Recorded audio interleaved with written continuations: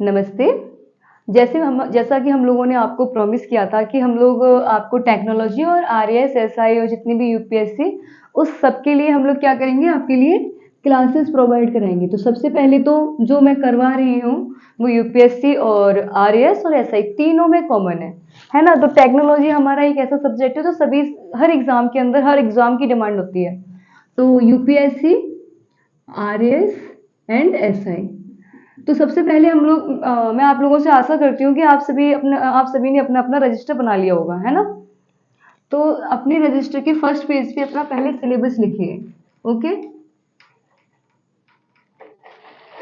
तो first of introduction तो दे दिया, सिलेबस का थोड़ा लिखवा देते हैं। तो सबसे पहला हम जो कंप्लीट कराएंगे वो होगा बायोटेक्नोलॉजी, ठीक है। सेकंड होगा, और ये सिलेबस है आपका, science and technology, science and tech. Okay, science and tech. First is biotechnology, जिसे हम बोलते हैं जैव प्रौद्योगिकी। जैव प्रौद्योगिकी।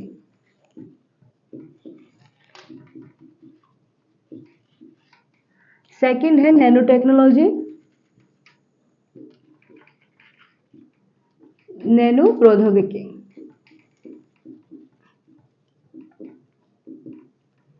थर्ड है अपना स्पेस टेक्नोलॉजी। ओके, संगी संग नोट करते जाइए। एंड फोर्थ है अपना डिफेंस टेक्नोलॉजी, डिफेंस टेक्नोलॉजी। 5 है अपना टेलीकम्युनिकेशन, टेलीकम्युनिकेशन, इसको बोलते हैं अंतरिक्ष प्रौद्योगिकी, अंतरिक्ष प्रौद्योगिकी। एंड दूसरा है रक्षा प्रौद्योगिकी, रक्षा प्रौद्योगिकी।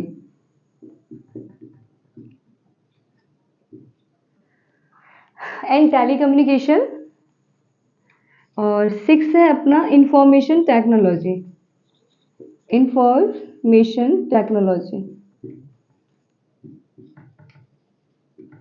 यानी कि सूचना प्रौद्योगिकी, सूचना प्रौद्योगिकी। एंड 7th है अपना कंप्यूटर। अगर किसी भी तरह की दिक्कत हो तो बता देना, समझ में नहीं आ रहा, आपको वर्ड्स दिखाई नहीं दे रहे, या हिंदी में राइटिंग समझ में नहीं आ रही, कैसी भी आपको ये परेशानी है तो एक बार कमेंट कर देना। आगे से हम पूरी कोशिश करेंगे कि ये जो भी टेक्निकल इश्यूज आ रहे हैं उनको थोड़ा हम सही कर लें, है ना। तो कंप्यूटर, थोड़ा इंक मिलेगा, पोज करो, थोड़ा इंक दे दो इसमें, पोज इंक।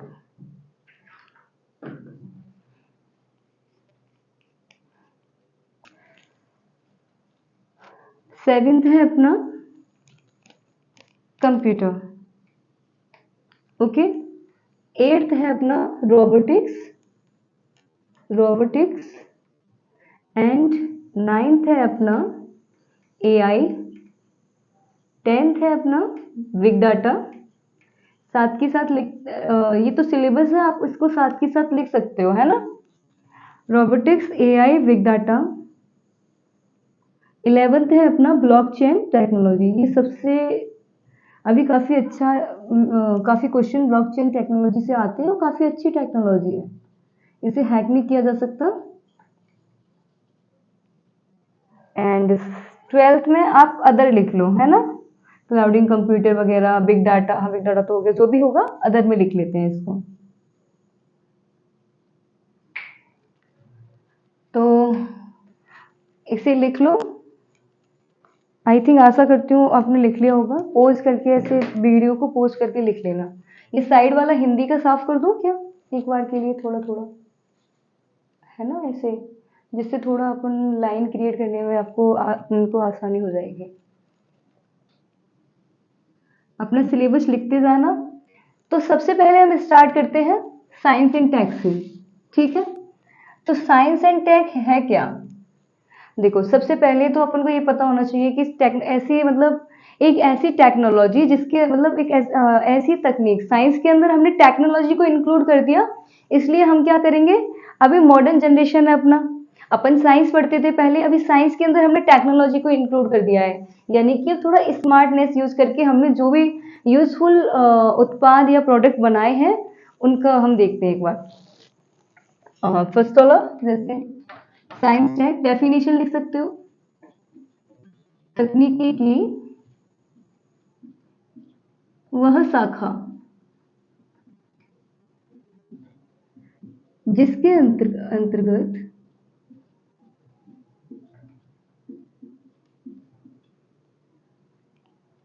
जीवधारियों, अगर राइटिंग समझ में नहीं आए तो बता देना और अच्छी करने की कोशिश करेंगे। जीवधारियों और जैविक प्रणालियों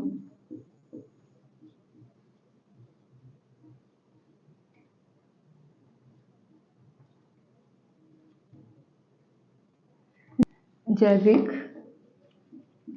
प्रणालियों तकनीकी की वह शाखा जिसके अंतर्गत जीवधारियों और जैविक प्रणालियों का उपयोग कर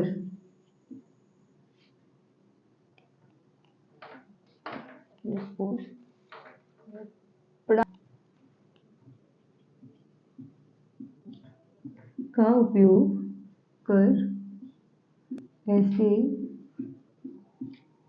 उत्पाद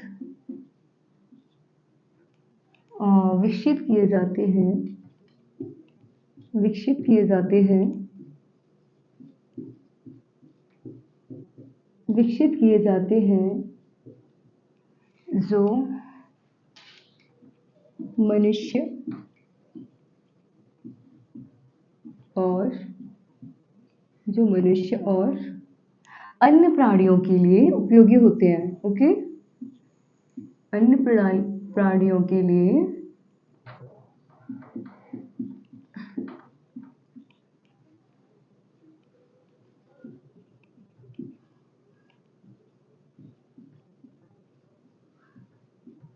ओके होते हैं।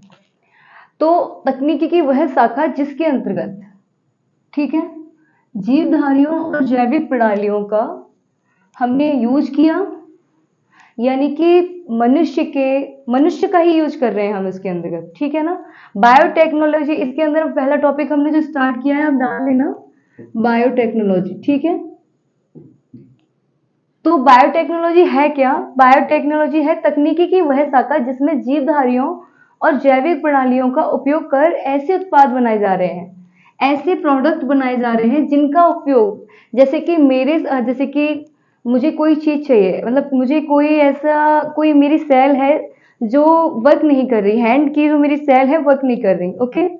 तो मैंने क्या किया, मेरे ही सेल का, क्योंकि मेरी बॉडी के अंदर मेरी ही टाइप की सेल वर्क करेगी, तो मैं साइंटिस्ट ने क्या किया कि सेम मेरे जैसे उसमें डीएनए होंगे सेल के अंदर, उन्होंने एक मेरे ही सेल के डीएनए के जीन में चेंजेस किए और सेम मेरा अलग से अच्छी सेल जो वर्क नहीं कर रही थी उसको तो हटा देंगे, सेम वैसे ही सेल बना दी, ठीक है ना। तो वो सेल बनाने से फायदा क्या हुआ कि हमारी जो खराब सेलें थी जिसकी वजह से मेरा हाथ वर्क नहीं कर पा रहा था, अब मेरा हाथ अच्छे से वर्क करेगा, क्योंकि अब मेरी सेलों के साथ क्या हुआ है कि पहले जो बेकार सेल थी वो तो हटा दी गई है, अभी जो अच्छी सेल है जो बनाई है लैब के अंदर वो इंजेक्ट कर दी गई है, तो मेरे ही शरीर का यहाँ पर उपयोग हुआ मुझे सही करने के लिए, ठीक करने के लिए। ठीक इसी प्रकार ये बोल रहा है कि जीवधारियों और जैविक प्रणालियों का उपयोग कर ऐसे उत्पाद विकसित किए जा सकते हैं जिनसे जो मनुष्य और अन्य प्राणियों के लिए उपयोगी होंगे, है ना। अभी देखो कैंसर का भी इलाज है, अपन काफी ऐसे टेक्नोलॉजी के द्वारा हम सरोगेसी वगैरह और आईवीएफ बहुत सारी चीजें अभी हम इसके अंदर पढ़ेंगे, क्लोनिंग वगैरह और सारी चीजें हम पढ़ेंगे। तो सबसे पहले तो आपको ये समझ में आ गई होगी डेफिनेशन क्या डिमांड कर रही है, बायोटेक्नोलॉजी है क्या। तो मैं बोल सकती हूँ कि एक ऐसी टेक्नोलॉजी जिसका यूज करके, जिसमें किसका यूज करते हैं, हम मनुष्यों का ही, जैविक प्रणालियों का ही यूज करते हैं, जीवधारियों का ही यूज करते हैं। जीवधारी मीन्स लिविंग ऑर्गेनिज्म। ओके, हम जीवधारियों का ही यूज कर रहे हैं। किसके लिए यूज कर रहे हैं? बहुत ही गुड प्रोडक्ट बनाने के लिए, अच्छी चीजें बनाएंगे उनके लिए किनका यूज कर रहे हैं? हम टेक्नोलॉजी का यूज कर रहे हैं। जीव हमने टेक्नोलॉजी का यूज कर जीवधारियों का ही उनमें उपयोग किया है, और उनका ही उपयोग करके हमने उनके ही लिए यूजफुल प्रोडक्ट तैयार कर दिया है। जो सबसे ज्यादा यूजफुल प्रोडक्ट तैयार कर दिया है, हमने टेक्नोलॉजी का उपयोग जीवधारियों के शरीर का उपयोग करके ही, यूज करके ही हमने एक ऐसा प्रोडक्ट बनाया है कि जो हम किसके लिए यूजफुल है? लिविंग ऑर्गेनिज्म के लिए ही यूजफुल है। जीवधारी का मीन्स लिविंग ऑर्गेनिज्म होता है, यानी कि ऐसा जीवधारी का मतलब है जिसके पास जीवन है, वो जी रहा है। इसमें सभी आ जाते हैं जिनके पास जो श्वास ले रहे हैं या फिर जो जो भी जीवन यापन कर रहे हैं। ओके, तो सबसे पहले तो हम इसके अंदर पढ़ेंगे DNA. Okay, deoxy ribo nucleic acid. अब मैं आपको डीएनए डायरेक्ट स्टार्ट करा दूं तो आपको पता नहीं चलेगा। कुछ बच्चे ऐसे होते हैं जो अपने हिंदी बैकग्राउंड और अदर बैकग्राउंड, कॉमर्स बैकग्राउंड से आते हैं, तो उनको ऐसे समझ में नहीं आता। तो हम यहाँ पर बहुत ही बेसिक चीजों से स्टार्ट करेंगे। तो सबसे पहले हमें डीएनए स्टार्ट करने से पहले हमें ये पता होना चाहिए डीएनए है क्या, है ना? डीएनए एक जेनेटिक मटेरियल है जो हमारे माता पिता से हम में आता है, हमसे हमारे संतानों में जाएगा। तो सबसे पहले इस डीएनए को समझने से पहले मैं आपको ये बताती हूँ कि डीएनए होता कहाँ पर है, पूरा हम विस्तार से पढ़ाएंगे, है ना? तो इसको मैं साफ कर दूं, है ना? इसको तो इसका इतना उपयोग भी नहीं है, इसको साफ, क्योंकि जो ऊपर लिखा है वही सेम मैंने नीचे शॉर्ट लैंग्वेज में बता दिया है। ठीक है, तो सबसे पहले तो मैं आपको ये बताऊंगी कि डीएनए को थोड़ा बताने से पहले हम सेल को डिस्क्राइब करेंगे।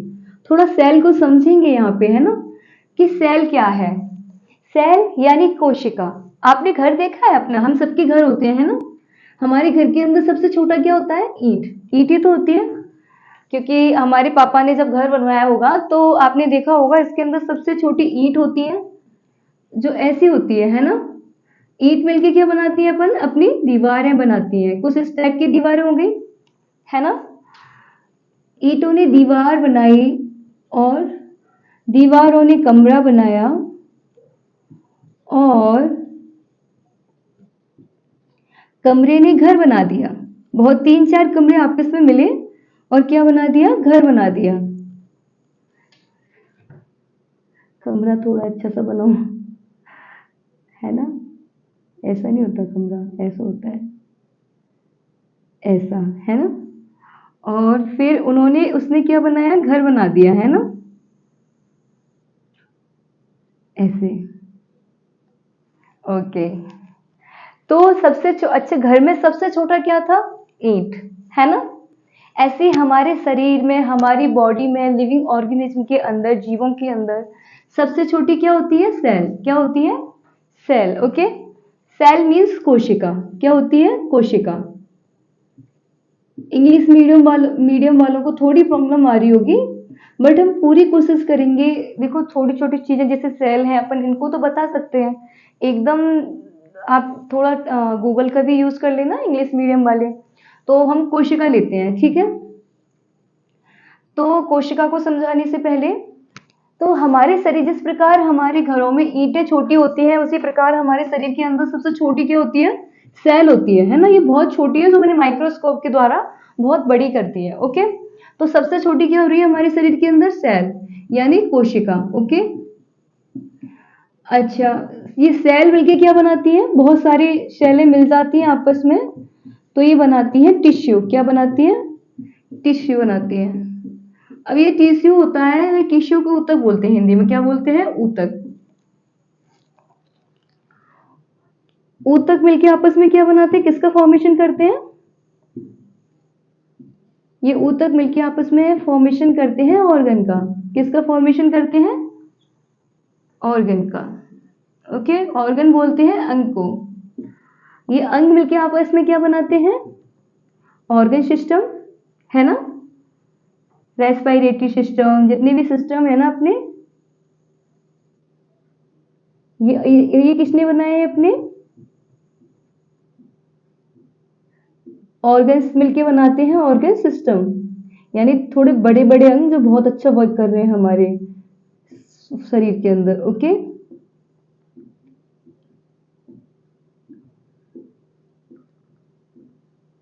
आई होप, आशा करती हूँ कि आप सभी को अच्छे से समझ में आ रहा होगा। नहीं आए तो आप प्लीज कमेंट कर देना, हम पूरी कोशिश करेंगे नेक्स्ट बार से और उसे अच्छा करने की, है ना।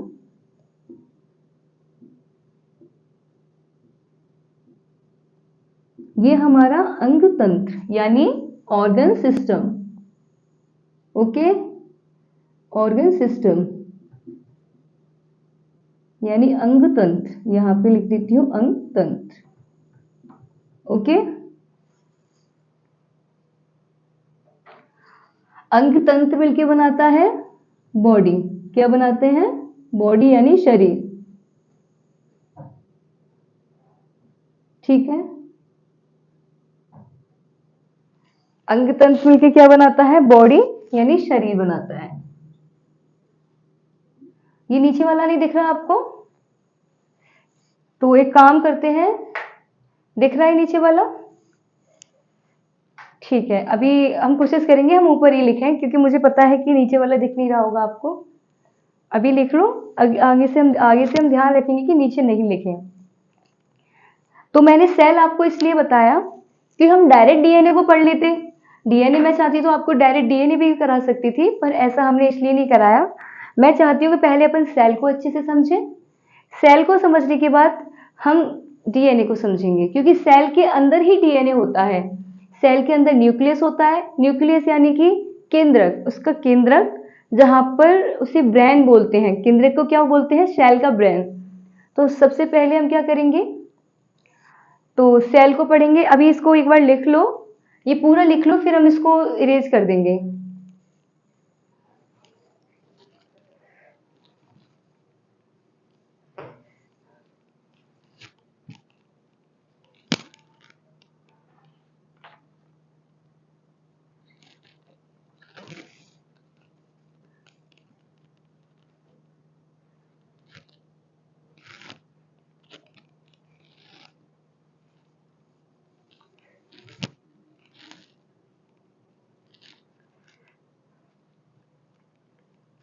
दिख तो रहा है ना आप सभी को?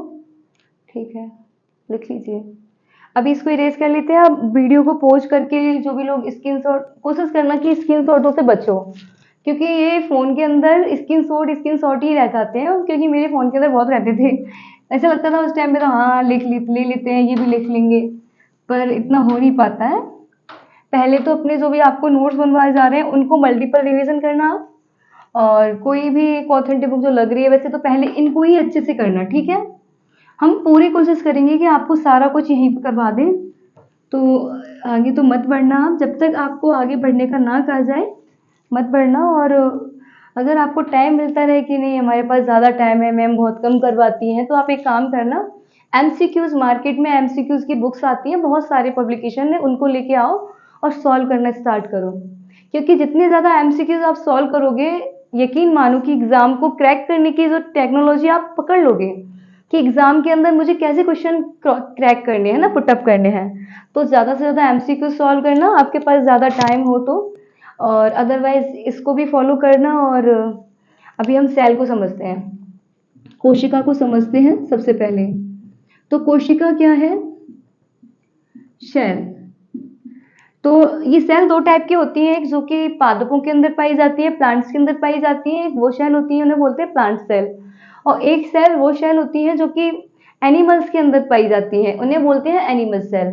तो डिफरेंस ये होता है कि जो प्लांट सेल होती हैं उनके ऊपर सेल वॉल पाई जाती है, जबकि एनिमल सेल के ऊपर सेल वॉल नहीं पाई जाती। तो हम तो सिर्फ पहले अभी एनिमल सेल को पढ़ लेते हैं अच्छे से। तो मैं बना देती हूँ ये एनिमल सेल आपके लिए। ठीक है, बना लेना। एक मिनट, इसको पूरे को ही साफ करके अच्छा बनेगा, थोड़ा डायग्राम आपको समझ में भी आ जाएगा, थोड़ा खुला खुला दिखेगा।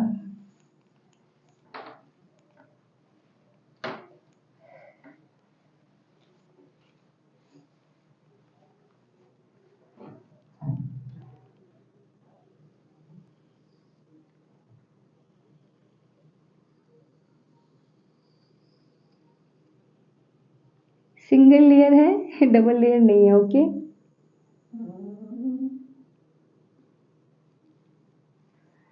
तो ये है अपनी सेल। सेल के ऊपर जो आउटर लाइन दिख रही है इसको बोलते हैं सेल मेम्ब्रेन। क्या बोलते हैं? Cell membrane. सेल मेम्ब्रेन यानी कि कोशिका झिल्ली। हिंदी में इसको बोलते हैं अपन कोशिका झिल्ली। सेल मेम्ब्रेन मीन्स इज कोशिका झिल्ली। तो कोशिका झिल्ली का वर्क क्या है? एक चैनल का काम करती है। जैसे कि कौन चीज अंदर आएगी, एक गेट होता है ना अपने घर में, अपने घर पे जो गेट होता है उसमें हम जिसको एंटर करने देंगे वही एंटर होगा, है ना, अदरवाइज कोई एंटर नहीं कर सकता अपने घर के अंदर। ऐसे ही यहाँ पे सेल मेम्ब्रेन होती है जो जिसे कोशिका झिल्ली बोलते हैं। तो ये चैनल का काम करती है, यहाँ पे लिख देती हूँ चैनल का वर्क कर रही है, ये चैनल का काम करती है। साथ के साथ हम वर्क करते लिखते जाएंगे और काम करती है। ओके, इसके बाद अंदर होता है अपना केंद्र। क्या होता है ये? केंद्र। इसे अपन बोलते हैं न्यूक्लियस। क्या बोलते हैं? न्यूक्लियस इंग्लिश में। न्यूक्लियस यानी केंद्र। क्या होता है? केंद्र। इसको क्या कहते हैं अपन? सेल का ब्रेन कहते हैं। क्या कहते हैं? कोशिका का जो ब्रेन, हमारे शरीर का ब्रेन, हमारा जो ब्रेन होता है ना, ऐसे ही कोशिका का जो ब्रेन होता है वो केंद्रक होता है, न्यूक्लियस होता है। तो न्यूक्लियस के अंदर क्या होता है? न्यूक्लियस ब्रेन होता है और nucleus have genetic material. Okay, यानी कि न्यूक्लियस है जो हमारा, वो आनुवांशिक गुणों को, जो माता पिता के जो गुण हैं, जो भी हमारी संतति, जो भी हमारे माता पिता के, बाबा के जितने भी हमारे डीएनए यानी जेनेटिक जो हमारे गुण हैं वो सारे न्यूक्लियस के डीएनए के अंदर स्टोर होते हैं। ओके, तो न्यूक्लियस क्या है? ये जेनेटिक जो भी क्वालिटी है उनको रखता है। न्यूक्लियस के अंदर डीएनए होता है। पहले तो न्यूक्लियस के अंदर होता है क्रोमोसोम, जो हम पढ़ेंगे। क्रोमोसोम मीन्स गुणसूत्र। ओके, गुणसूत्र। हम पूरी कोशिश करेंगे कि इंग्लिश मीडियम को भी प्रॉब्लम ना आए। क्रोमोसोम, न्यूक्लियस के साथ क्रोमोसोम होता है। न्यूक्लियस के अंदर क्रोमोसोम, क्रोमोसोम के अंदर होता है अपना डीएनए। क्या होता है? डीएनए। और डीएनए के अंदर होता है जीन। क्या होता है? जीन, जिसमें हमारी जो भी जेनेटिक इंफॉर्मेशन है स्टोर होती है। ओके, आपको दिख रहा है क्या? आई होप दिख रहा होगा, कमेंट कर देना। अगर कोई भी परेशानी हो हम उसको सॉल्व कोशिश करेंगे कि आगे सॉल्व कर सकें। ठीक है, अब ये न्यूक्लियस के अंदर क्या होता है? ये होता है न्यूक्लियोप्लाज्म। यानी कि न्यूक्लियस की बॉडी को भी भाई एक मतलब शेप देने के लिए अपने न्यूक्लियस के अंदर क्या होता है? न्यूक्लियोप्लाज्म। यहाँ पे नहीं लिखते, ऊपर ही लिख देते हैं साइड में, न्यूक्लियोप्लाज्म। प्लाज्म यानी कि केंद्रक द्रव्य। क्या होता है? केंद्रक के अंदर जो पानी पाया जाता है, वाटर पाया जाता है, उसे क्या बोलेंगे? केंद्रक द्रव्य। ओके, एंड केंद्रक द्रव्य, इसके अंदर ये तैरती हुई संरचनाएं पाई जा रही हैं अपने क्रोमोसोम्स की। और क्रोमोसोम, आरएनए, इसके अंदर आरएनए, डीएनए इसके अंदर ही पाया जाता है न्यूक्लियस के अंदर। तो ये हो गया इसके ऊपर। अब ये इसके ऊपर ये स्ट्रक्चर पाई जाती है ना, ये थोड़ा बड़ा, इसके ऊपर जो स्ट्रक्चर पाई जाती है अपनी, ये होते हैं अपने एंडोप्लाज्मिक रेटिकुलम।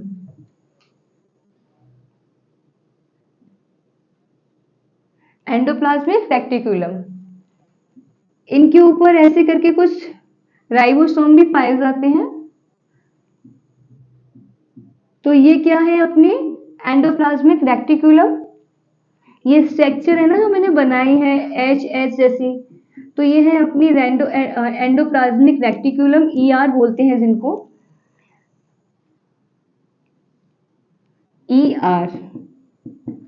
सेल भी अच्छे से समझा दिया, यहाँ पे लिख ही देती हूँ, अंतःप्रद्रवी जालिका, एंडोप्लाज्मिक रेटिकुलम। एंडोप्लाज्मिक रेटिकुलम यानी अंतःप्रद्रवी जालिका, अंतःप्रद्रवी जालिका। ये पा लिखा तो नहीं लगता आपको मेरा जा? उल्टा सा बनाती हूँ कुछ पा जैसा। जालिका। अंतःप्रद्रव्य जालिका। ये भी राइबोसोम पाए जाते हैं, तो इस वजह से प्रोटीन सिंथेसिस का वर्क करेगी, वैसे ये स्ट्रक्चर देगी। हमारी सेल के अंदर भी जो वाटर पाया जा रहा है उसको बोलते हैं साइटोप्लाज्म। क्या बोलते हैं? साइटोप्लाज्म। अभी रिवीजन करेंगे अपन जो भी पढ़ा रखा है। ये भी जो भी वाटर पाया जा रहा है वो क्या है अपने सेल का? साइटोप्लाज्म, यानी कि कोशिका द्रव्य। कोशिका द्रव्य, ठीक है। तो हमारी कोशिका के अंदर जो भी वाटर पाया जा रहा है, जिससे हमारी वाटर तो बहुत इंपॉर्टेंट होता है हमारी बॉडी के लिए, और क्योंकि अगर वाटर नहीं होगा तो अपनी बॉडी वर्क नहीं करेगी। ऐसे ही हमारी सेल के लेवल पे आप ईंट से घर तो बना रहे हो, ईंट अगर अच्छी नहीं हुई, कच्ची हुई, तो वर्क नहीं करेगी ना, घर गिर जाएगा। जितनी अच्छी ईंट अच्छी मजबूत होगी, अपना घर भी अच्छा होगा। तो बेसिक लेवल पे हमारी जो सेल अच्छी होगी, अच्छी स्ट्रांग होगी, तो वर्क करेगी। वाटर नहीं होगा तो वर्क ही नहीं करेगी। खैर, ऐसे ही इसके अंदर पाया जाता है एक माइटोकॉन्ड्रिया। क्या पाया जाता है? माइटोकॉन्ड्रिया। ओके, इसे बोलते हैं कोशिका का बिजली घर, पावर हाउस ऑफ सेल। कोशिका का बिजली घर, कोशिका का बिजली घर, लिखते जाइए। माइटोकॉन्ड्रिया को बोलते हैं कोशिका का बिजली घर। ये एनर्जी देने का वर्क करता है, एनर्जी देता है ये एटीपी के फॉर्म में। तो ये क्या करता है? एनर्जी देता है एटीपी के फॉर्म में, ठीक है ना। और इसके अंदर एक पाया जाता है गोल्जी बॉडी, जो कि जो भी सामान बाहर आने जाने का, ले जाने का वर्क करता है। एक पाया जाता है, this is Golgi body, Golgi काय। गोल्जी बॉडी यानी कि गोल्जी काय, हिंदी में गोल्जी काय बोलेंगे इसको।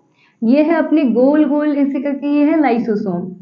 देखो अपने घर में अगर कोई गलती से आ भी गया है ना, तो ये सेल के अंदर गलती से कोई आ भी गया, जैसे कि अभी कोरोना टाइम पे वायरस था कोविड-19, जो कि बहुत ज़्यादा फैल रहा था। अगर कोई वायरस ज़्यादा टफ होता है, अंदर आ भी गया, अब तो कोई सी डिजीज का भी ले लो, फीवर का वायरस अगर आ भी, फीवर का वो जो भी बैक्टीरिया है वो अंदर भी आ गया वायरस, तो अपन क्या करेंगे? हमारे अंदर लाइसोसोम होता है। क्या होता है? लाइसोसोम। तो लाइसोसोम क्या करेगा? उसको पूरे को एकदम अंदर खा लेगा, पचा लेगा, है ना।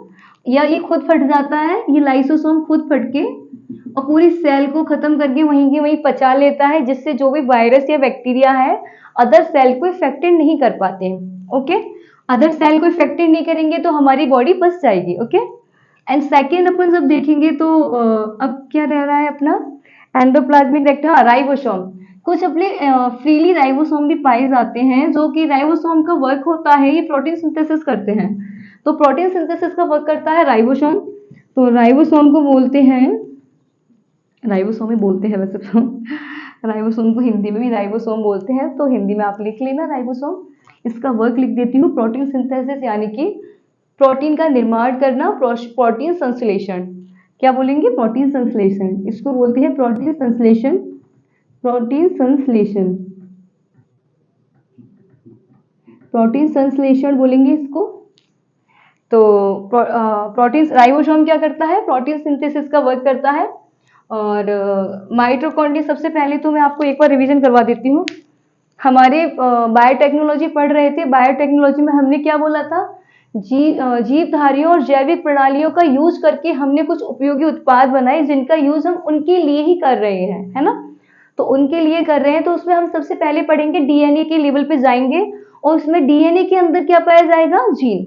अब मैंने बोल दिया कि डीएनए के अंदर जीन पाया जा रहा है, पर आपको तो पता नहीं है ना डीएनए क्या होता है। मुझे पता है, आपको नहीं पता कुछ लोगों को, तो इसलिए हमने सेल को समझाया था। तो सेल के जब स्ट्रक्चर में गए थे, सेल यानी कि हमारी बॉडी में सबसे छोटा पार्ट, जो हमारी बॉडी की जो फंक्शनल यूनिट होती है, वो सबसे छोटी जो इकाई होती है हमारी बॉडी की, मतलब मेरी फिंगर को काटोगे लास्ट में सबसे छोटा पार्ट देखोगे ना ऐसे, उसके अंदर जो मेरी फिंगर बनी है, उससे एक एग्जाम्पल के लिए समझा रही हूँ, इसे रियल उतारना। तो वो क्या होता है? सेल होती है, कोशिका होती है। तो ये कोशिका जो होती है अपनी, जो कोशिका अब सबसे पहले तो जो कोशिका अपन ने बनाई दो टाइप की होती थी, एनिमल सेल होती थी और एक होती थी अपनी प्लांट सेल, है ना। और एनिमल सेल होती है, उसमें क्या होता है कि एनिमल सेल में सबसे जो आउटर लेयर होती है वो होती है अपनी सेल मेम्ब्रेन, जिसे कोशिका झिल्ली कहते हैं, जो कि एक चैनल का वर्क करती है। जो कि वह कार्य करती है, कौन हम सेल के अंदर आएगा, कोई जो अच्छे पदार्थों को तो अंदर जाने देती है और गंदे पदार्थों को बाहर निकालती है। अगर बाई चांस कोई मतलब अगर कोई गंदी चीज या वायरस, कोई भी बैक्टीरिया अंदर आ भी गया, तो हमारी सेल के अंदर एक फंक्शन, एक सेल ऑर्गन है, हमारी कोशिका अंग है एक, जिसे लाइसोसोम बोलते हैं। ये क्या करेगा, खुद उसको पचा लेगा, डाइजेस्ट कर लेगा। तो उसको पचाने का वर्क कौन करता है, सेल मेम्ब्रेन। आई थिंक ये हिल रहा है, इसे टाइट कर दो, है ना। अभी इसको पोस्ट कर, अभी ठीक है। हाँ ओके, स्टार्ट करते हैं। तो एक्चुअली नया है, तो अपने नया नया स्टार्ट किया है, तो थोड़ी टेक्निकल इश्यूज आते हैं अपन को, आगे नहीं आएंगे, हम पूरी कोशिश करें। और वैसे तो छोटी छोटी चीज़ें तो लगी ही रहती हैं। तो अपन जो बातें कर रहे थे, सबसे पहले तो सेल मेम्ब्रेन, जो कोशिका झिल्ली होती है, जिसका वर्क होता है कि वो अच्छी चीज़ों को तो अंदर जाने देगी और जो गंदी चीज़ें होंगी उनको बाहर निकालेगी। सेकंड है अपना, सेल के अंदर जो भी वाटर पाया जा रहा है, कोशिका के अंदर जो भी पानी पाया जा रहा है, उसको बोलेंगे साइटोप्लाज्म, यानी कोशिका द्रव्य। कोशिका के अंदर का पानी कोशिका द्रव्य, है ना। ये क्या करेगा, शेप देगा हमारी बॉडी को, हमारी सेल को शेप देगा, है ना, सेल को। इसके अंदर एक हमारा जो माइंड वर्क करता है, हमारे शरीर के लिए वर्क करता है, ऐसे ही हमारी कोशिका के लिए क्या है, न्यूक्लियस। न्यूक्लियस यानी केंद्र। केंद्र के अंदर क्या पाया जाता है, क्रोमोसोम। केंद्र के अंदर वैसे तो डीएनए और आरएनए दोनों पाए जाते हैं।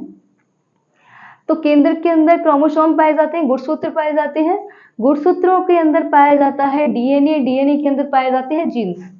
तो DNA, actually DNA have a genetic material from our parents, जो हम अपने माता पिता से गेन करते हैं, वो डीएनए के अंदर होता है, जेनेटिक मटेरियल होता है। तो हम अपने माता पिता से जो प्राप्त करते हैं, वो अपने माता पिता से वो डीएनए के अंदर होगा। एंड डीएनए जो हमारे, और जो आरएनए होता है, आरएनए देखो, वैसे तो जेनेटिक मटेरियल जीवधारियों में किसी का नहीं होता, पर वायरस होता है, जितने भी वायरस होते हैं उनका जो डीएनए जेनेटिक मटेरियल वो आरएनए होता है। अगर हमारा मान के चलो आरएनए हमारा जेनेटिक मटेरियल होता, वैसे तो होएगा नहीं, क्योंकि जेनेटिक उसके अंदर मल्टीपल चेंजेस होते हैं। आपने देखा होगा वायरस के अंदर कितनी जल्दी संतति बनाने की प्रक्रिया होती है, अपने जैसे जस्ट जस्ट जस्ट बनाते जाता है। जबकि डीएनए, जिनका हमारा डीएनए जेनेटिक मटेरियल होता है, उनको थोड़ा टाइम लगता है, एक प्रोसेस लगती है। किसी का 9 मंथ 18 मंथ, तो उसके बाद चाइल्ड बर्थ होता है। And second is endoplasmic reticulum, जो कि अपने न्यूक्लियस को चारों तरफ से घेरे रहती है। उस ये क्या करेगी, ये एक तो स्ट्रक्चर देती है हमारी सेल को। दूसरा ये क्या करेगी, ये प्रोटीन सिंथेसिस और लिपिड फॉर्मेशन में भी हेल्प करती है। ओके। सेकंड, इसके ऊपर जो राइबोसोम पाए जाते हैं, वो बाइंडेड राइबोसोम होते हैं, यानी कि बंधे हुए राइबोसोम होते हैं। राइबोसोम क्या है, हमारी कोशिका को प्रोटीन की जरूरत होगी। प्रोटीन कहाँ से आएगा, जो हम खाएंगे, ग्लूकोज वगैरह लेंगे, फिर प्रोटीन को, जो प्रोटीन का निर्माण कौन करेगा, हमने तो खाना खा लिया, हमने अपनी ड्यूटी पूरी कर दी। अब भाई हमारे अंदर, हमारी कोशिका के अंदर एक राइबोसोम है, उसका वर्क है कि वो प्रोटीन का निर्माण करेगा जो भी हमने खाया उससे। इसीलिए बोलते हैं हम बाहर स्रोत से जो हम खा सकते हैं, जैसे प्रोटीन की चीजें ले सकते हैं, ले लो, उसके बाद तो हमारी बॉडी वर्क करेगी, है ना, फिर लिमिट में, ऐसे नहीं बहुत ज्यादा एक्सट्रीम लेवल पे ले ली। तो ये राइबोसोम होता है, राइबोसोम प्रोटीन सिंथेसिस का वर्क करता है।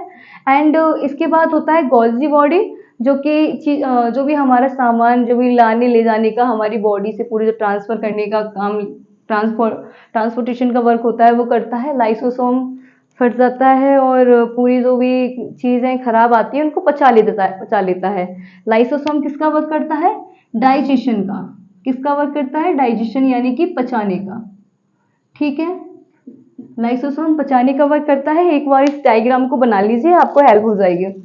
अगर मैं प्लांट सेल समझाती तो इसके ऊपर शेल वॉल और बना देती मैं, तो आपको, और एक इसके अंदर हरित लवक, दो चीजें होती हैं एक्स्ट्रा जो बना देती, जिससे हमारा प्लांट सेल बन जाता है। एक बार इसको नोट कर लीजिए जल्दी से, क्योंकि वीडियो ज्यादा लंबा नहीं खींचना चाहिए, कोशिश करेंगे। एक बार टाइम देखो कितना हो गया। आई होप आपको समझ में आ रहा होगा, जल्दी जल्दी लिखिए। सेल तो आपको समझा दिया है।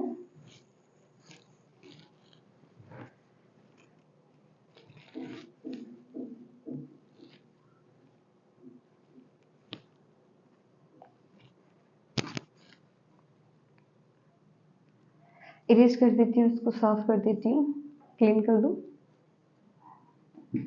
वीडियो को पॉज करके आप तो बना लेना, नहीं तो ये वीडियो बहुत लंबी हो जाएगी, फिर लेने में आलस आता है। लंबी वीडियोस ले नहीं सकते अपन, है ना, क्योंकि अपन को हर चीज़ में थोड़ा कंफर्टेबल चीज़ें चाहिए होती हैं। अपन चीज़ों को आसान बनाने में विश्वास करते हैं ना, पर वीडियोस में ऐसा नहीं होना चाहिए, कितनी भी लंबी हो। लो, ये आपका भविष्य बनाएगी। और ऐसा तो नहीं लग रहा ना मैम लेक्चर दे रही है ज़्यादा? ओके, तो हमने यहाँ पे पढ़ा, सेल पूरा पढ़ लिया। सेल के अंदर क्या था? एक चीज थी, न्यूक्लियस। क्या था? न्यूक्लियस। सेल के अंदर न्यूक्लियस था, अब लिख ही देती हूँ। सेल के अंदर न्यूक्लियस था, यानी केंद्रक था अपना। केंद्रक ऐसा तो था कुछ, मैंने बनाया था। उसके अंदर डीएनए और आरएनए पाए जा रहे थे। डीएनए थोड़ा ज्यादा, डीएनए और आरएनए पाए जा रहे थे ना, और केंद्रक द्रव पाया जा रहा था। तो ये है अपना न्यूक्लियस, केंद्रक। केंद्रक के अंदर पाया जाता है डीएनए, और डीएनए के अंदर केंद्रक के अंदर पाए जाते हैं क्रोमोसोम, यानी गुणसूत्र। क्रोमोसोम यानी कि गुणसूत्र, क्या बोलते हैं इनको? गुणसूत्र।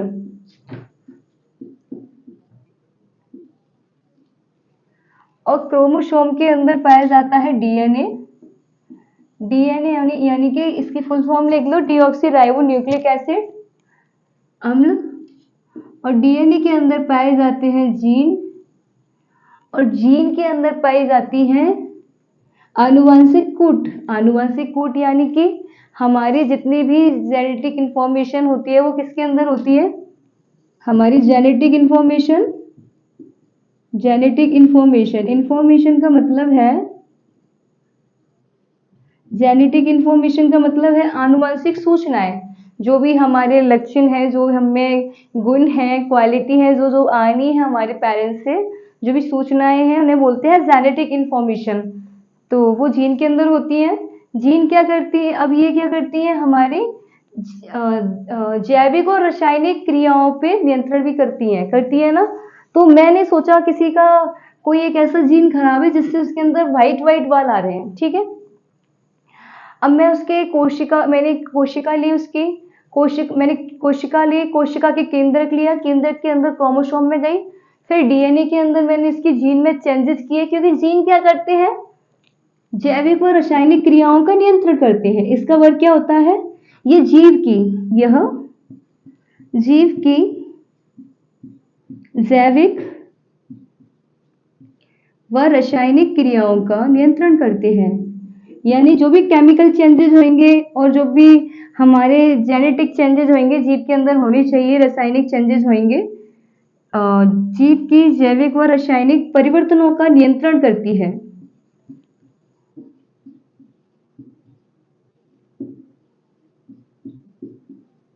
परिवर्तनों का नियंत्रण करती है, इसको नियंत्रण करती है। ओके, आगे समझ में। केंद्र के अंदर क्रोमोसोम केंद्र के अंदर गुणसूत्र के अंदर डीएनए के अंदर जीन, एंड जीन के अंदर जेनेटिक इंफॉर्मेशन। जीन का वर्क क्या होता है? ये जैविक व रासायनिक परिवर्तनों का नियंत्रण करती है। यानी कि मेरे अंदर व्हाइट बाल हो रहे हैं, और मेरा कोई आपने बाल लिया, उसकी सेल ली, और मतलब मेरी जो सेल ली, उसके सेल के अंदर आप न्यूक्लियस के अंदर, केंद्रक के अंदर गए, केंद्रक के अंदर गुणसूत्रों में गए, गुणसूत्र के अंदर डीएनए में गए, डीएनए के अंदर जीन की लेवल पे जाके आपने चेंजेस कर दिए। जो भी कूट ज्यादा हो रहा था, जिससे व्हाइट बाल बन रहा था, उसको आपने हटा दिया और ब्लैक बाल वाला लगा दिया। तो जिससे जैविक क्रियाओं का नियंत्रण तो यहाँ से हो रहा है, सारी जैविक और रासायनिक। अब वहां पे देखेंगे किसकी कमी थी, जो भी चीजें थी आपने वहां पे उसे टेक्नोलॉजी के द्वारा उसको सही कर दिया और मेरी उसके अंदर जहाँ भी जरूरत है उसको ट्रांसप्लांट कर दिया, इंजेक्ट कर दिया और मेरे अंदर अब ब्लैक बाल आते हैं, है ना। तो ये सारी चीजें हम क्योंकि जीन नियंत्रण कर रही है, अब मेरी जीन को इन्फॉर्मेशन मिल गया है कि भाई आपको ब्लैक बाल ही बनाना है, आपको व्हाइट बाल नहीं बनाना है ना। तो जैविक क्रियाओं का नियंत्रण कौन करेगा, जिससे हमें विशिष्ट उत्पाद मिलते हैं। अगर हम इनकी क्रियाओं पे नियंत्रण करते हैं तो हम जो भी चेंजेस करने हैं हम जीन के लेवल पे जाके सारे चेंजेस कर लेंगे, है ना।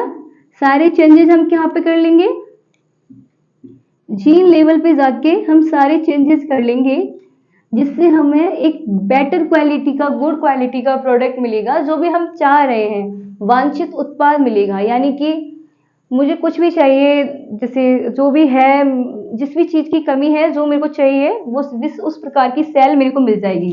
तो हम बोल सकते हैं कि मेरे को वांछित उत्पाद मिल जाएगा। ओके, वांछित उत्पाद मिल जाएगा। नोट डाउन करो, आई होप आपको समझ में आया होगा। इसको लिखो।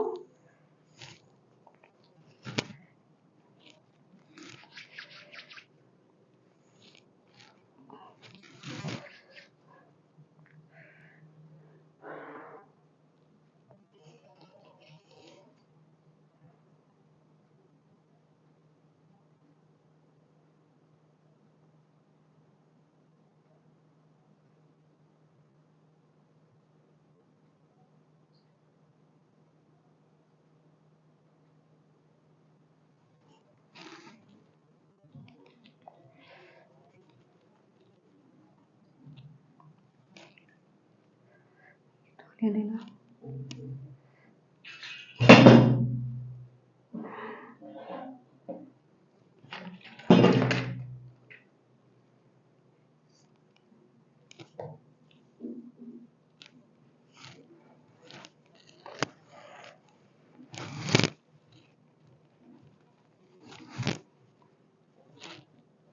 आई थिंक आपने लिख लिया होगा। Can I erase this? तो मिटा ही देती हूँ, पोज कर लेना, वीडियो को लिख लेना। ओके, खड़े खड़े परेशान हो जाते हैं, कुछ बात सही है। हमारे सर तो 10-10 घंटे खड़े हो जाते हैं, पता नहीं कैसे हो जाता है ये। चलो, तो हमने स्टार्ट किया था, हम डीएनए पढ़ रहे हैं। तो सबसे पहले अपन मेंस में तो अपन ऐसे समझा नहीं सकते, ये तो अपने समझने के लिए थोड़ा मतलब लिख लिया है ना। मेंस में अपन ऐसे समझा तो सकते हैं, बट थोड़ा डायग्राम अच्छा हो जाएगा, पर और भी अच्छा कर सकते थे। जैसे पर मेंस के अंदर अगर डीएनए पे नोट आ जाएगा तो अपन कैसे लिखेंगे, डीएनए डालो, उसके अंदर लिखो, डीएनए की फुल फॉर्म लिखो पहले तो, deoxy deoxy ribo nucleic acid, deoxy ribo nucleic अम्ल। ओके, सेकेंड पॉइंट बनाओ इसका कि डीएनए है क्या। डीएनए गुणसूत्रों में पाए जाने वाले तंतुनुमा अणु होते हैं, है ना। डीएनए क्या है, केंद्रक के, ऐसे लिख लो आप, तो जो भी लिखा था, केंद्रक के अंदर केंद्रक के अंदर पाए जाने वाले गुणसूत्रों गुणसूत्रों गुणसूत्रों पर पाया जाने वाला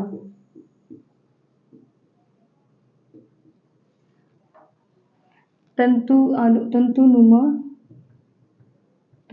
ओके न तंतुनुमा अणु होते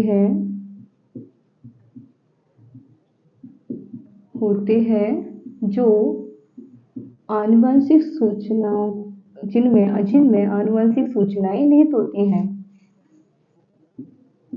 जिनमें आनुवंशिक सूचनाएं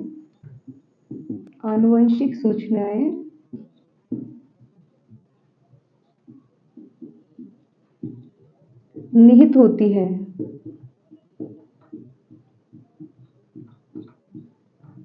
आनुवंशिक सूचनाएं निहित होती हैं। ओके, केंद्रक के अंदर पाए जाने वाले गुणसूत्रों पर पाई जाने वाला तंतुनुमा अणु जिनमें आनुवंशिक सूचनाएं पाई जाती हैं, निहित होती हैं या पाई जाती हैं, है ना। जो कि आनुवंशिक यानी कि जेनेटिक इंफॉर्मेशन, और लिख लेना, तो लिख लेना कि जो भी न्यूक्लियस के अंदर जो भी हमारे क्रोमोसोम होते हैं उनके अंदर पाए जाने वाले फाइबर जैसे छोटे छोटे कुछ मॉलिक्यूल्स होते हैं जो कि जेनेटिक इंफॉर्मेशन को रखते हैं, उसको अपन डीएनए बोलते हैं। ओके, तो जो डीएनए होता है वो क्या होता है,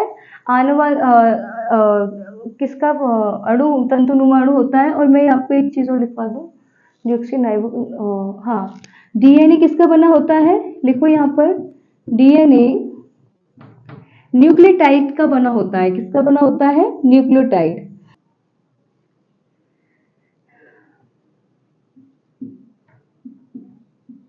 डीएनए न्यूक्लियोटाइड का बहुलक होता है। ओके, और जो न्यूक्लियोटाइड होता है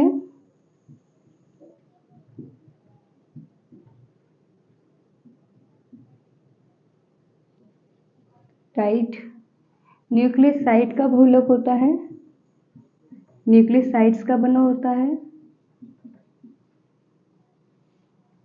न्यूक्लियोसाइड्स किसका बना होता है, nucleotide, nucleoside plus pentose phosphate अणु का, सॉरी देख लेते हैं, हाँ न्यूक्लियोटाइड्स का बना होता है।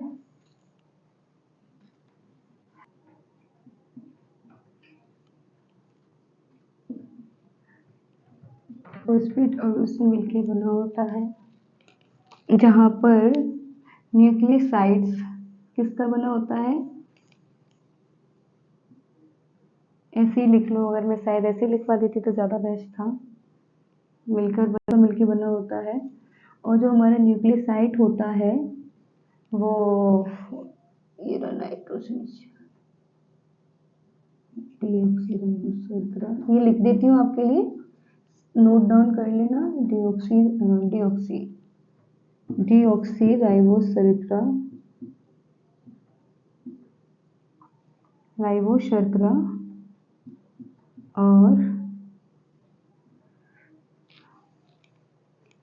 नाइट्रोजनी क्षारक से मिलके बना होता है। ठीक है, नाइट्रोजनी, आई थिंक लास्ट में राइटिंग थोड़ा ऐसी हो रही है, नाइट्रोजनी क्षारों से मिलके बना होता है, क्षारक या क्षारों से मिलके बना होता है, नाइट्रोजन क्षार से मिलके बना होता है। और हमारे जो नाइट्रोजनी क्षार हैं वो हैं प्यूरिन एंड प्रिमिडिन्स।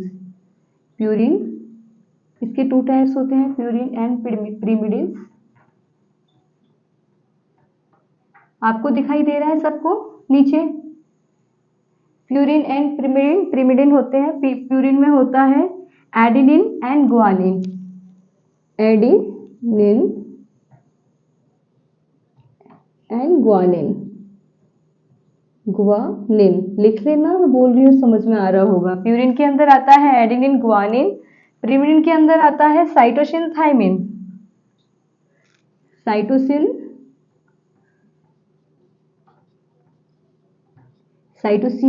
थाइमिन।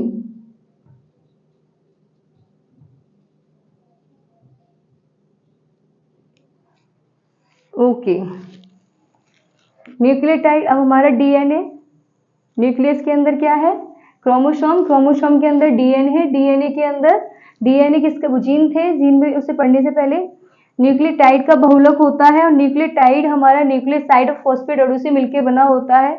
हमारा न्यूक्लियोसाइड डीऑक्सी राइबो शर्करा और नाइट्रोजन क्षारों से मिलकर बना होता है। हमारी नाइट्रोजनी क्षार होती हैं प्यूरिन और प्रिमिडिन। प्यूरिन के अंदर आती है एडेनिन गुआनिन एंड प्रिमिडिन के अंदर आती है साइटोसिन एंड थाइमिन। तो ये दोनों क्या होती हैं कि ए सी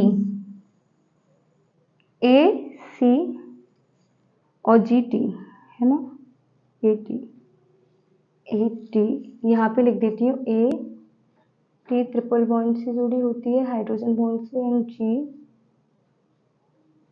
सी। चलो कोई नहीं, इसको बाद में लिख लेंगे, अब ये पॉइंट लिख लो थोड़ा सा।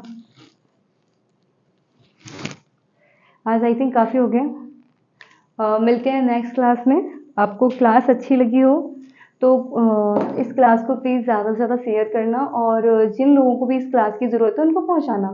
क्लास की ज़रूरत तो ये है कि आपको जब भी ये कंसेप्ट क्लियर करने हैं, चीज़ें तो लिखी हैं, बहुत सारी क्लासेस हैं वहाँ से मिल जाएंगी, बहुत सारे सर हैं और आजकल तो बहुत अच्छा पढ़ाते हैं टीचर्स, यूट्यूब पे भी बहुत अच्छा पढ़ा रहे हैं।